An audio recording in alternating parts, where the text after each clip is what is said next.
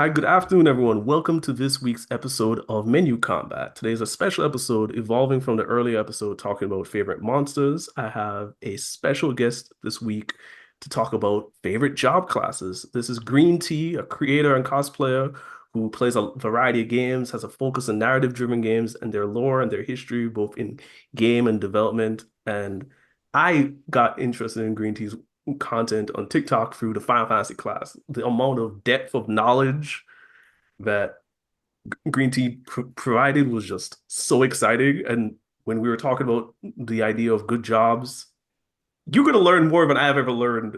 You know, everything I've learned in any like YouTube video, like we're gonna go far, far beyond that. And so, welcome.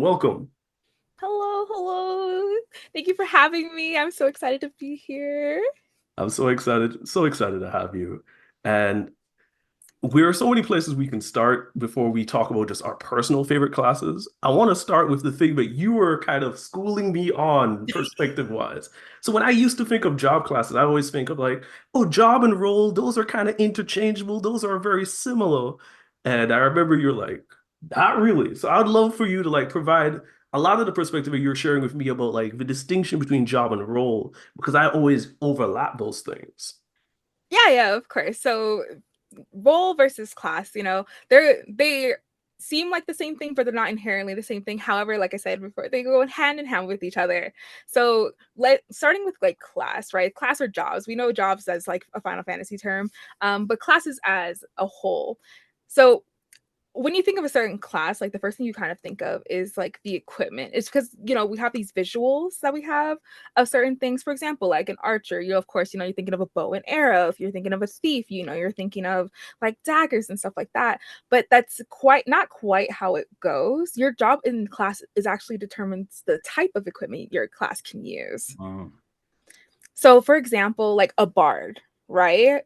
When you think of a bard, you're thinking like they're going to be equipping a musical instrument. However, a bard can equip a bow and arrow. They can equip short swords. They can equip anything like in that realm, because they're not limited to XYZ. They are allowed, because of their class, they can determine the type of equipment they can use. So, like a thief, right? One of my favorite classes. The class would primarily use like lightweight armor, equips multiple weapon types, daggers, crossbows, short swords, but these equipments aren't like inherently exclusive to the thief class, right? So that means other classes can equip them as well. But the abilities and skills is what actually makes a Mm. thief. Like for Final Fantasy example is like the really easy one. Thief class being one of the first few classes introduced in the system. The most defining skill set of the thief is steal and mug. They're always learned by the thief very over time. Locke, for example, Final Fantasy 6, no steal, even though he's not technically like Right. classed as a thief, but because he's a thief because he has those abilities. Same thing with Riku in Final Fantasy 10. She doesn't seem like a thief class, but she's actually a thief class because those are her abilities. So it's usually a role defining trait. Mm. And the other thing you highlighted to me was also thinking about role as how it fits into the game. Like a game can have different roles. I mean, jobs can fit around that and support the Yes. categories.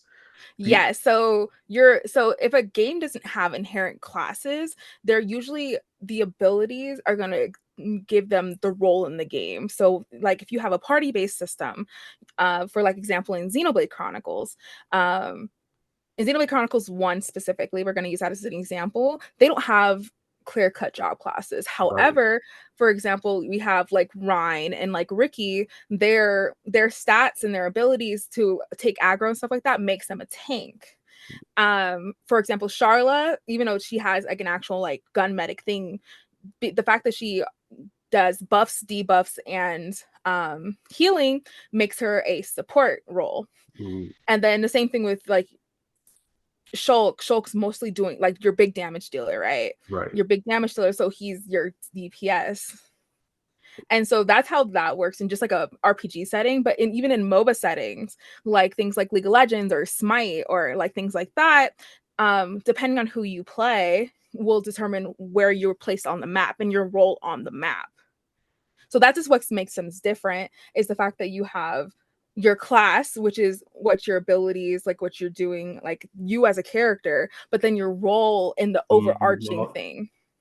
I think that's such a great, eloquent way. And I know you haven't played Xenoblade 3, but generally the way that they break up their class system is that they have classes under those three roles. So those three Yes. roles now have all like different Yes. Like ways of playing them. so the simple way to put it is definitely like imagine your role as your umbrella term and Yes. all your classes are defined underneath it. Yes, that is perfect. And so that was a great distinction that you've brought me through. One of the things I was very curious about for you was when you see a job or a class, what are just the immediate things that like endear you to them at first? So I think that when I look for a class that I want to play, my I always look at their abilities and what they're going to be doing, right? So I play a lot of 14. My main roles are both a support white mage and a DPS dancer. Okay. uh the reason I chose those abilities, so I usually play support in most games that I play regardless of like what it is. But I like having the really important job of like keeping people alive, Mm, making sure like we're buffed, debuffs, healing at all times. Like I feel like that's a very important role. So I like to have that role because it if you don't have a good support in your right. party, my hands are in the air. I'll see It's you not guys back pretty. at I'll see you guys back at start. It's not a But pretty sight without one. yeah, it's not a pretty sight. But for example, like what drew me to dancers, what I like is dancers have a lot of movement. I'm not a very caster person, so I wouldn't play something like a black mage and stuff like that. However, a dancer, a lot of movement, a lot of DPS. And so the fact that I have a lot of movement and a lot of freedom to move while also outputting a lot of damage makes my class very very fun for me. Okay. And a lot of these speed classes can also include things like rogue classes, so thief classes, um even archer classes can also have like that type of speed. So I like speed classes as a whole. Oh, So okay. if I have a lot of movement in my class and a lot of speed to my class, that's usually what I draw to. But if I need to support, I also would like a good support. And therefore I will choose classes like, the white mage, um, or even the red mage, even though the red mage is considered a DPS class, it does have support abilities. But because it doesn't do enough support, it's not considered a support class. But just because it has the abilities, that still attracts you to being able to use that. Yeah, so I can still output damage and have like a good time, but I can also, if need be, like I can output healing, but I'll never out heal a healer. Right, I'm right, just right, there as a sub support basically, but right. I'm still a DPS class because I mostly do DPS. Okay. How about for like in non-MMO settings, like are there particular, I guess maybe what I'm thinking about is like, are there visual elements of classes that often intrigue you where you're like, I don't normally wouldn't try that class on one of my characters, but I like how they designed or how that's brought forward, and that makes it me interested to figure out how it works. I think visuals in a class can vary because some don't have like like these Yeah. very extravagant visuals. However, I do like a very unique class. So we've gotten a lot of unique classes over time, and we also have some just like even substandard like unique classes. Like for example, another one of my really big favorites is the blue mage, right? The blue mage I think is one of the most like crazy unique classes because it's not based on just your abilities. It's the abilities you can learn from your enemies. So you're using Yes. enemy abilities.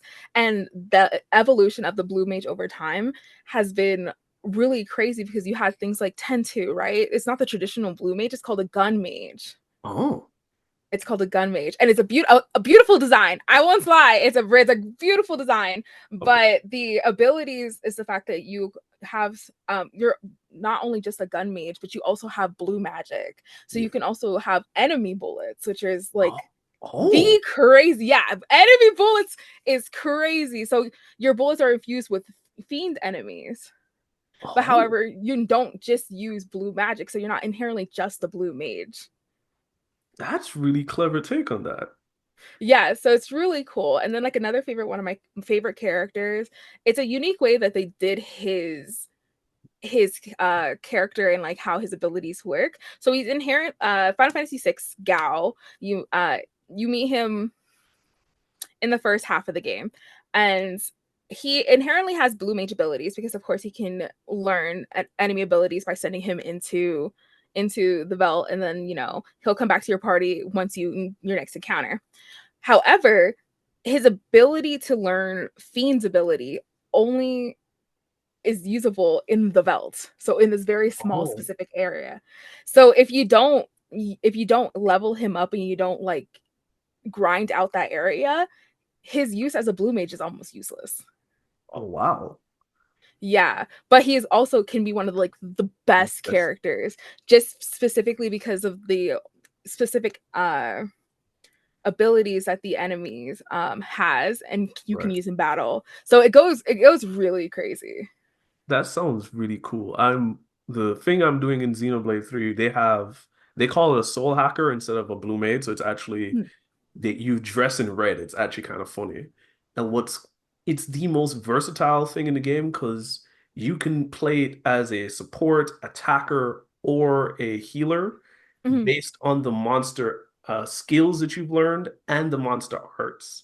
And so it's like Oh. you what I think Xenoblade 3 has like 100 and odd unique monsters, and so you have 100 and odd arts and skills you can learn, and so you can change the style of play based on all what you've collected. And so it's like it's the most compared to every other class, there's a kind of a system you follow through. This is Mm. entirely like I want to play an attack version of this blue mage. I want to play a healer version. Like, is really interesting. Okay, that's pretty cool. I look forward to playing Xenoblade Chronicles 3. I haven't played it yet, but I do know that it's the first in the series to introduce actual like classes and job systems. Yeah. And it also kind of reminds me of the way we have like the class and job systems like in a lot of the more not I'm not gonna call them traditional Final Fantasy games, but like in this the traditional class style of Final Fantasy Yes. games. For example, tactics 12 has that system. A lot of the early games have that system as well. Like anything pre 4 Yes. has that system. That's what it gives me. And that's what I really look forward to like delving into because even in Xenoblade Chronicles 2, you do have your blades, right? Your blades and their arts, and like they also have like their own thing. So you can kind of build in a very specific way. You can build out Rex a specific way. Um, but you still have like your determining like factors for Yes. the character themselves, not just the blades. The blades do help like advance that type of class like role set, but it's not like an inherent class. Right. I think one of the things you make me think of is this idea of games that have an explicit class system and games where it's like implied, right? So like obviously something like FF3, FF5, 1 all have explicit like you are playing this class. But something Mm, like FF9 where Zidane is a thief, but it's not a thief class. Same thing with like Steiner's a knight, but it's not a knight class. And I always think so interestingly of games that like that do so much work in implying what the job is, even though there's no full system behind it. yes. So and so Final Fantasy is a good one to bring up as well because it does have a lot of games that like do not have a specific class system, but their role is so set that you can like imply that they're Right. this. Like a really popular one right now that since everybody's talking about it for 7, right? So if you go to like Final Fantasy 7, that one has like zero zero class system at all. However, you can like for example Tifa's a really good one, right? Tifa is Right. very hand-to-hand combat. Tifa is a monk very much the whole hand-to-hand thing, even if you especially in remake it definitely like delves in a little bit more onto it, but she's definitely that class. Another one is Yuffie. Is very much a ninja class. Her background, her abilities, very much the ninja class. And so it's very much implied. But then you also have other games, for example, like Type Zero. I don't know if you've ever played Type Zero before. I think Okay. underrated game Okay. for sure. But they have a you're able to play 12 characters altogether and you can switch between these characters. Each of these characters have a unique ability. And so every character is actually their unique class. They have knight class, dragoon class, monk class, time mage, white mage, and it's all based on their abilities.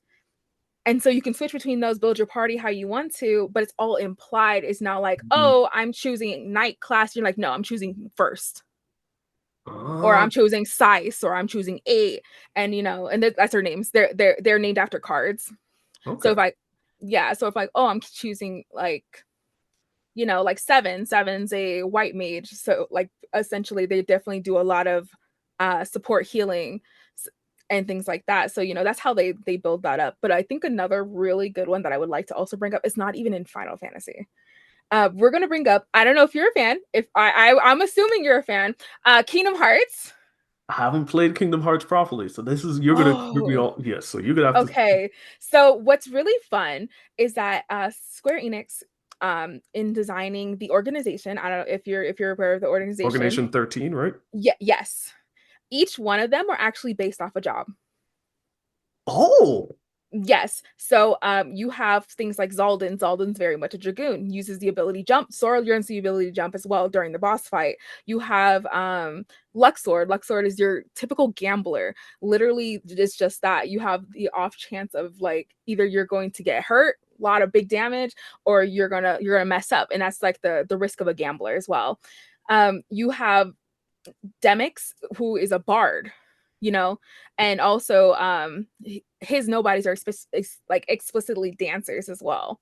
So not just their corresponding nobodies are also literally usually the names of their nobody, the class as well. okay. So like Demix's nobodies are actually dancers.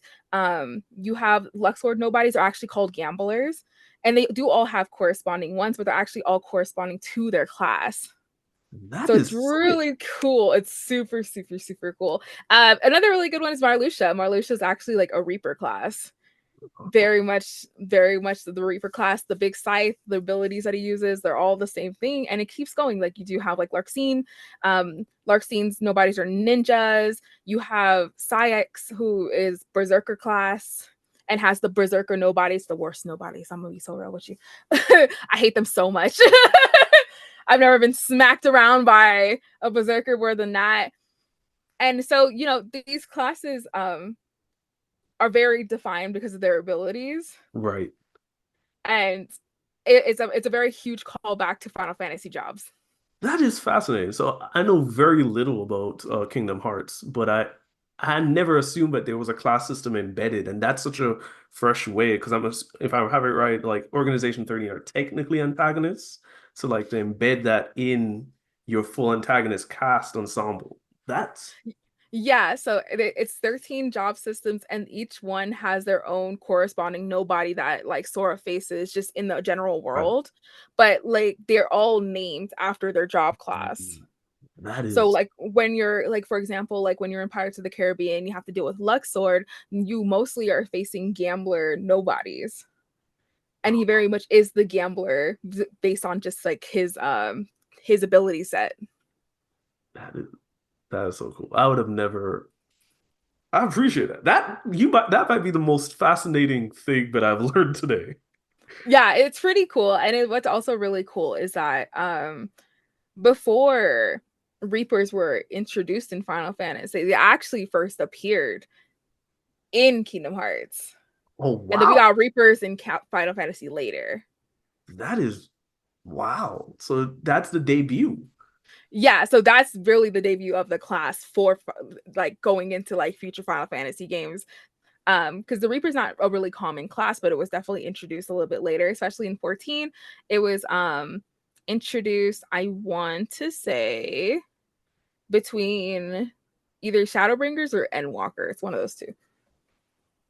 Yeah. Okay, okay. You got me so intrigued. One thing I'll ask before we kind of start talking about some of our favorite specific classes, how do you feel about monsters as classes? I was wondering, so when you play something like Shin Megami Tensei or if you play something like Pokemon, I'm like, those Pokemon technically can fit certain types of roles, not in the way that we've been defining it, but in a very way of like this can be a support one, this can be like there are some ways in which you think about it. Do you think I think of them as mostly different, but do you think there's an overlap in thinking in terms of designing monsters to control to fulfill a class?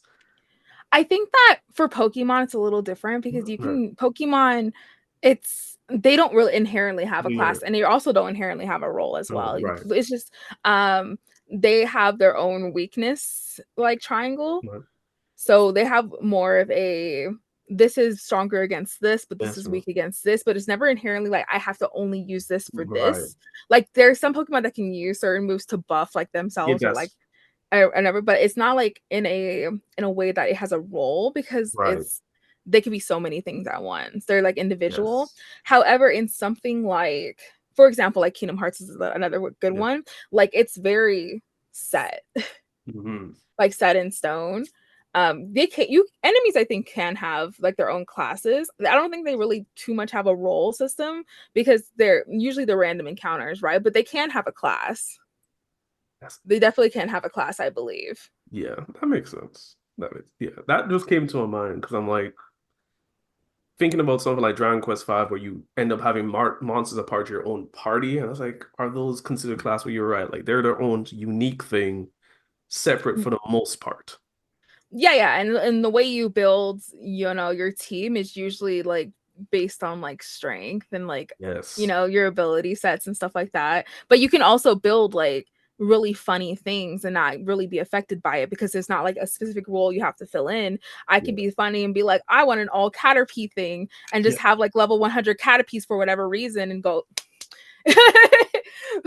but like I would it's not like I have to fulfill a certain role, so I Right. wouldn't so you don't really Mm. apply the role system to like No, Pokemon. that makes sense. Okay. That's yeah. That feels right. I was just like, it sounded up far-fetched, but I was like wondering just for a I second. get I get I get where you're like Yeah. where we were getting her because we're talking so much about like abilities and skill sets Yeah. and stuff like that. But in something like that, it's hard to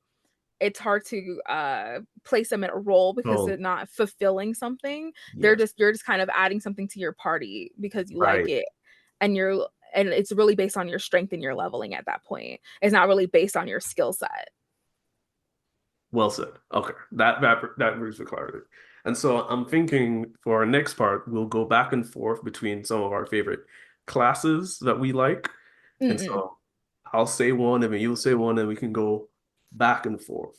The first class that came to mind when I was like, all right, I have to talk about classes that I like was the wizard class in Bravely Second. I Mm-mm. used to hate this class. When I first played Bravely Second, I hated it because it's not a traditional black mage class, which I was so used to. Like Bravely Default gives you the four classic jobs in the first one. And so when I Mm. got this, I was like, oh, why doesn't this operate like a normal casting magic casting class?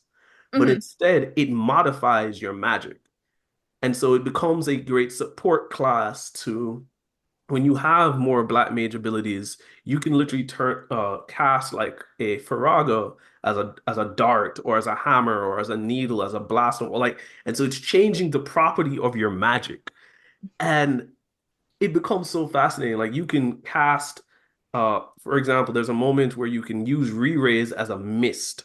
And what that means is that it'll be like a prolonged effect on either yourself or your enemies. When I was Mm. facing some zombies, I would cast re-raise on the entire set of enemies. So whenever they'd resurrect, they get killed at the end of a turn because the mist status effect is permanently laid on them through mist. And it's like the inventive ways of changing how the magic works is what I was like, oh, Bravely Second is challenging me to use these skills and tools in ways I hadn't considered. You can, for example, another example is where you can use Kneel to make sure that your magic goes at the beginning of each turn. So it'll be a weaker version of fire, but if you know something's weak to fire, even though it's weaker, you can guarantee it to start the turn. Like small things like that, where you're like, oh, I'm not just thinking about magic in the classic ways that I've been trained by like Final Fantasy Tactics Advance or Tactics. I'm now thinking about it as how do I modify the skill set? How do I change my use of black magic in new ways? And Mm-hmm. was exciting. It is probably one of the moments where I'm like, the more and more I became more familiar of how to use a wizard class, I loved carrying over those abilities over to other classes because that was key. The element is that you can carry what the ability is called spellcraft. So if you switch over to a black magician and equip Mhm. the spellcraft skill, so you could craft all these new possibilities of the magic that you have, and that works for a time mate. Like it was great. So that's one of my favorite classes. Mhm. It sounds really good. I haven't played Bravely Second. I used to play a lot of Bravely Default. So because it was so close, like it was so Yes. adjacent to Final Fantasy that it is they definitely evolved a lot of the class systems over time. So Yeah. like just like how you're able to expand use your abilities like beyond just being the basic casting black mage, being Yeah. able to use other like elements alongside that definitely makes it more unique and more exciting. Yes. That it's the thing that I love about that series where it's like that was I love how they played around with all those elements throughout. Mhm. They definitely they definitely really expanded upon a lot of the like basic classes. And Yeah. that's what makes like games like Bravely Default like really unique and makes it even like more of it allows you to strategize more Yes. as Yeah. well. And I love a game that will have you also strategizing. It's just chef's kiss. Yes. Yes. What about for you? What are one of your favorite classes? Aside from the two that I talked about Yes. before, I also am a really big fan of the summoner class. The summoner Uh-huh. job I think is like one of the it's not a super like it's not a common in every game type of class, but it's especially in games like Final Fantasy 4, Final Fantasy 9 and Final Fantasy like 10, they were very much prominent. Especially 10. I think I'm gonna use 10 and 4 probably as my big bases because those are like the big games that I was like, wow, I really like this class. Um, I had an introduction for myself to the summoner class from Yuna from Final Fantasy 10. And what made her class really fun, she's also a combination white mage summoner. Yes. But the thing is the fact that you're you can't just summon things, you have to collect your summons Yes. and you have to go out of your way to collect summons. So for example, we had really unique summon designs outside of the normal ones that could be summoned throughout the games, like Ramu, um we had Ifrit, etc. But we also had like unique summons. Like we got Yojimbo, which is a really Yes. good one. We had Shion, which also kind of looks like Odin. We had the Magus sisters, which are really cool too as well. And even we got early summons. For example, we also had like Kate Sith before 7 was a summon. So we had things like that. And in 4 especially, like Rydia, she doesn't really start off with like all these summons.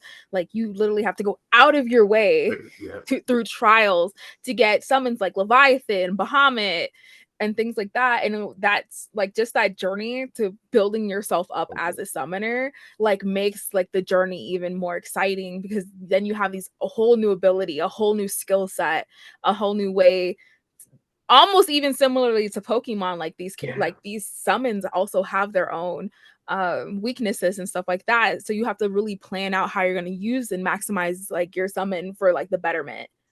And so I thought that was like really cool. And the fact that summons change over time. Like we still have our bait, like our really big, like the big ones, like of course Ifrit, Shiva, Bahamut, like our big notable ones. But we've got like summons like Filet Four and stuff like that. So that's what really makes like that clash like so fun because like it's just the evolution of the class, but the journey of the class as well.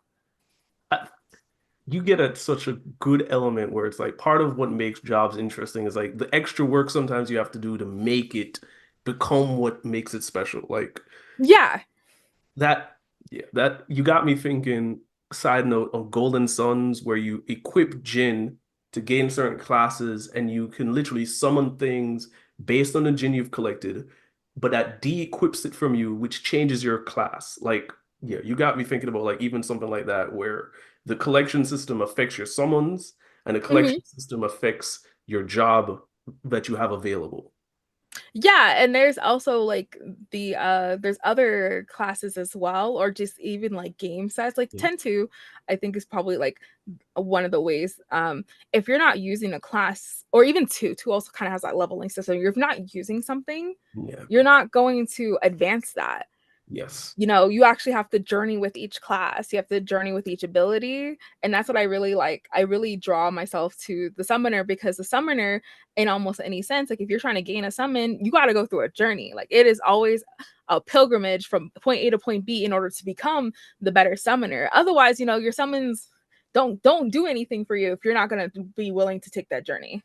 Yeah. Oh man. You got me remembering the journey that I had to take in five to go find some of the hidden summoners and summons in that as well. And then like the different summons that you like gain from just the crystals themselves are just like that Yes. whole thing is just it's so rewarding. And I think that's also another thing that's really fun about the class, is that the summoner class being what it is and being so limited, it's rewarding because if you do get these more rare and more stronger summons from like your trials, you're like you reap the benefits because now you're so much more stronger than you were in the beginning of the game, where you're like, hee hee, I have one summon, but now you're like, hee hee, I have an arsenal that I can mix and match to fit my needs, and it's only because I had hard work. Yeah. Yeah, that's excellent. You got me one of the other jobs I wanted to bring up that I loved because it's also a great way to talk about the series is the maid class in Fire Emblem Birthright. And Mm, I the maid class is an upgrade from the Troubadour. Whenever I play Fire Emblem before Birthright, I was never really good at the Troubadour healing class.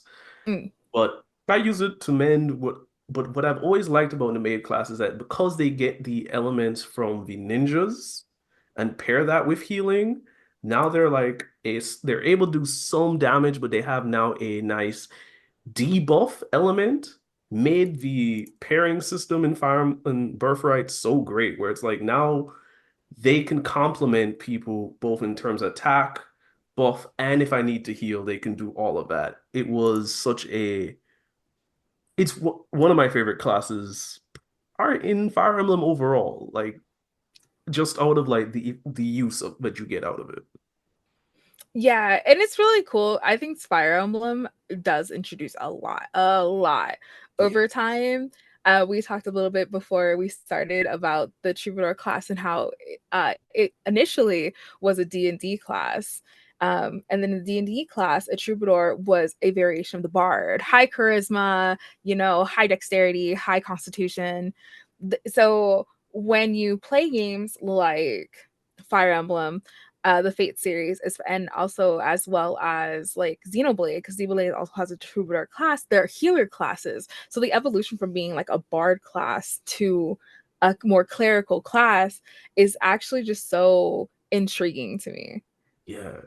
And it makes you wonder where they'll take these going forward, right? Like maybe we're here in another 5 years and we're now seeing a different version of a troubadour again. Because I think one of the things that it was one of the first questions I asked you is whether or not you had a lot of history with D&D, because I think a lot of this class system is coming from that perspective. But I think the further and further we get from those origins, the ways that we will remix them and reconceptualize them Mhm. will be so fascinating to see. Like maybe we'll have things that we hadn't even considered yet.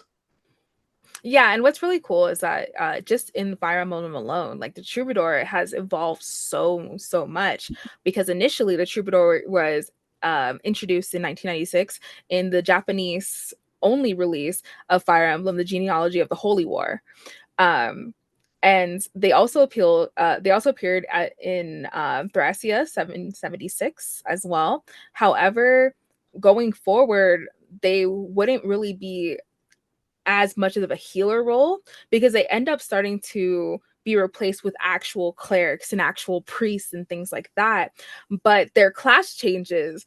The maid wasn't introduced until the Fate series, right? But before that, when you upgrade the Troubadour, they were paladins, they were Valkyries, they were, they were so many things all at once. So seeing just this one thing evolve over time, and then now you have the maid class, right? The maid, the butler, since they're interchangeable depending on your your gender.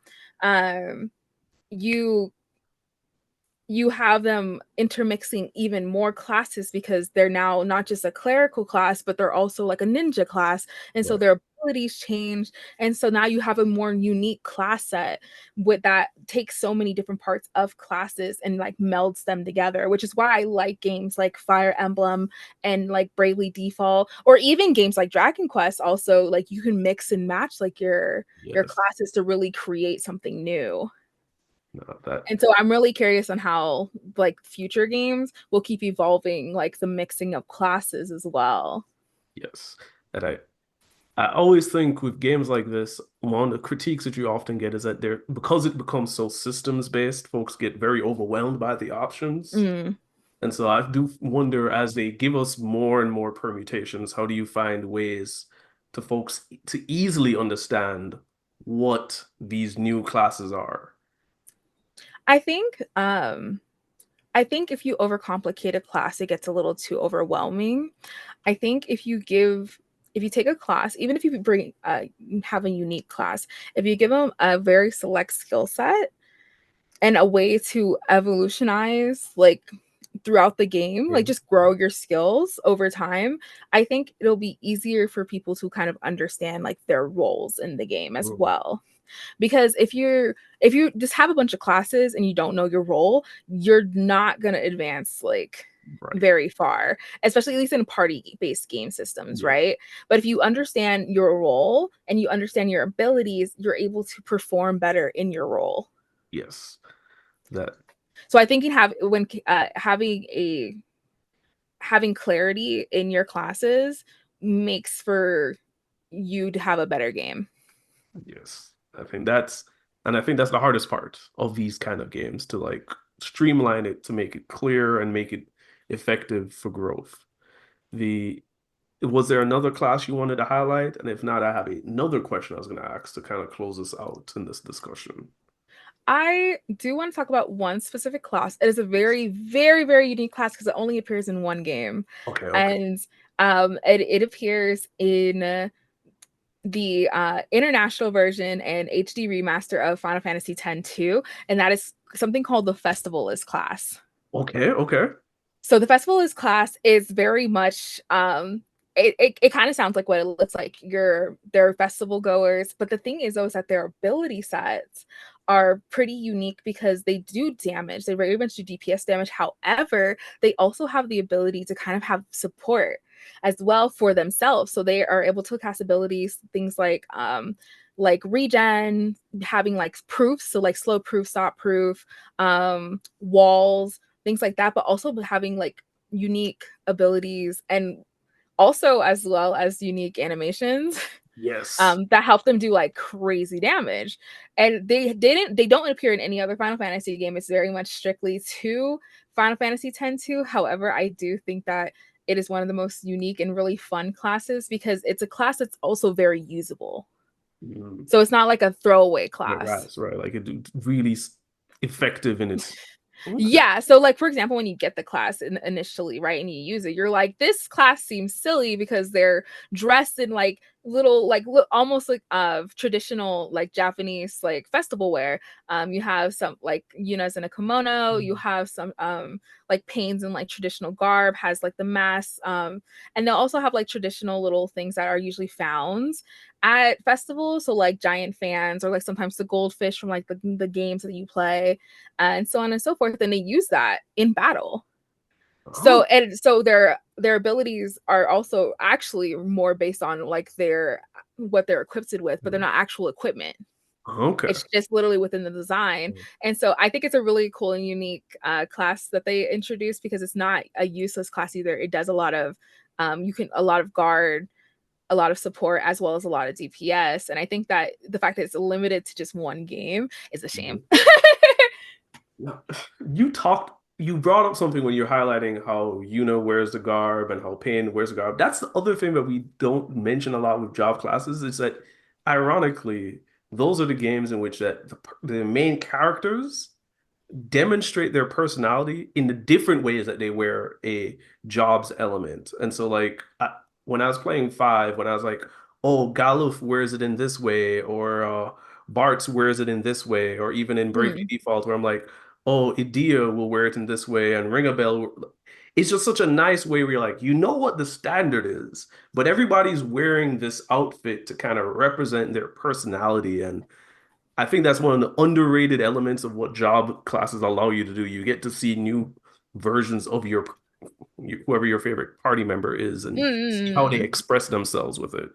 Oh yes, and I think that's one thing that really, really, really like drew me to the dress sphere system in 10.2 is because every single class they do not look the same, but they have their own elements that you're like, wow, this is actually like it feels like what they would wear as their individual characters. So their personality definitely shines through that the outfits.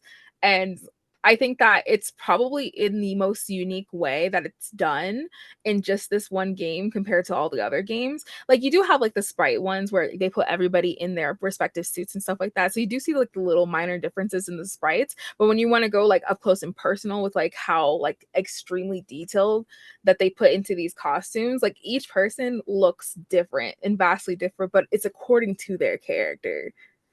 And that's what really makes like the designs very unique and very fun.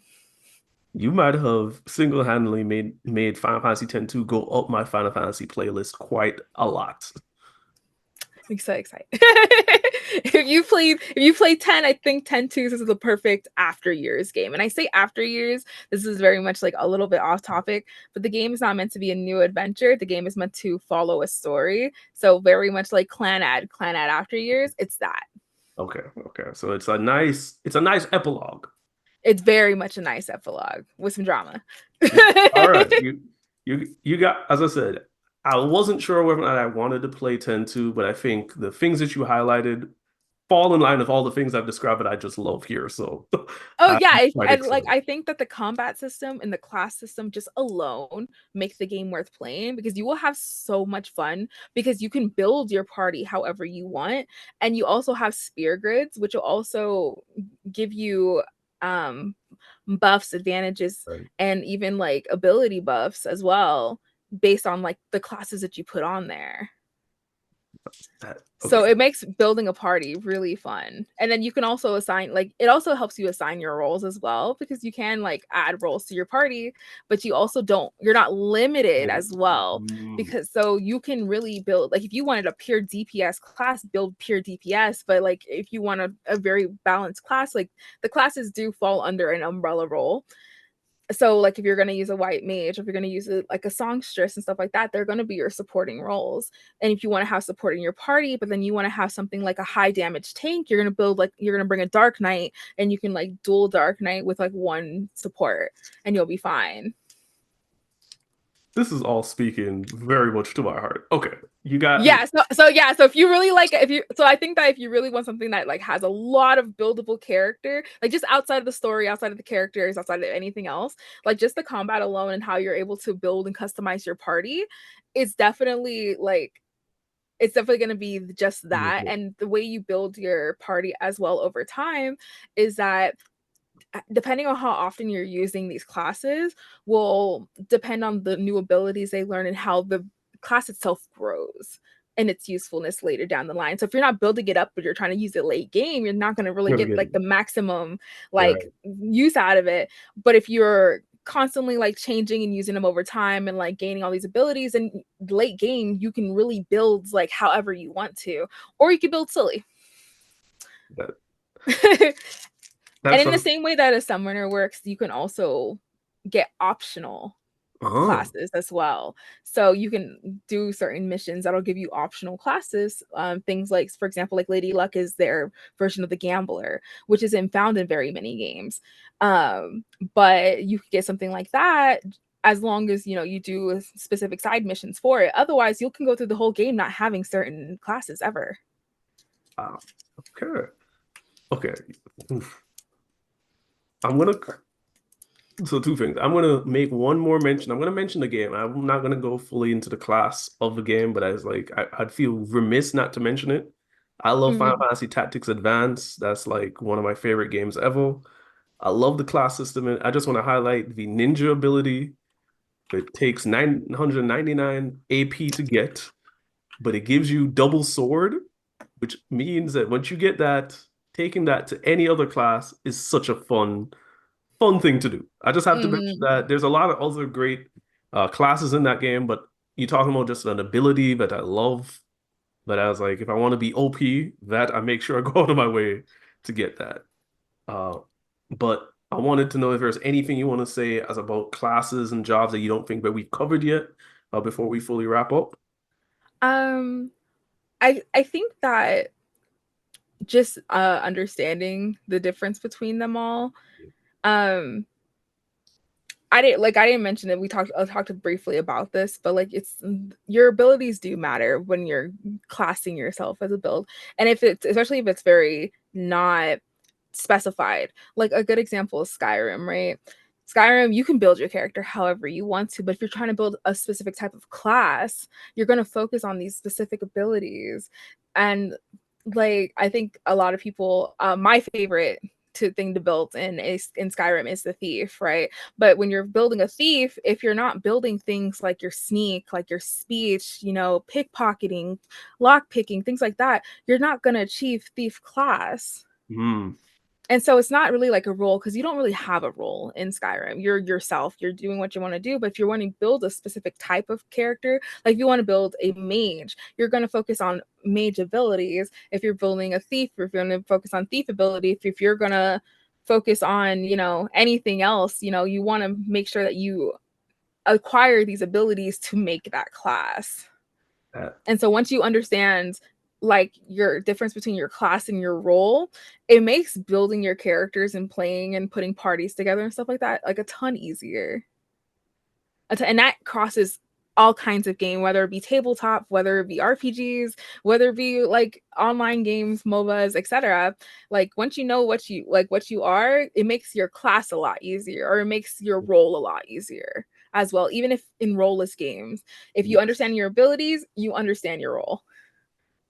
I think that is the perfect way to kind of wrap up the heart of this. So first, just thank you again, Green Tea, for showing up today. This was, as I said, I learned a lot, and I know that my listeners learned a lot from you.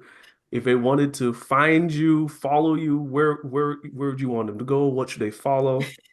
You can find me as GuhreenTi, GuhreenTi, on Twitch, Twitter, Instagram, TikTok. It's Green Tea TV. I do all of my lore dumps, collection show offs, things like that. So if you want to learn more about the history of games and their development, you can always find it there. Yes, please follow Green Tea. So much to learn, so much to enjoy. And if you want to follow the Wolves Den 25 on Twitter, Instagram, and TikTok. If you want to just follow the podcast at Menu Combat on Instagram and Twitter. And thank you for listening to Menu Combat, the podcast where you pause and customize your party. I think that there's never been an episode where that's more appropriate as a title. And thank you for listening.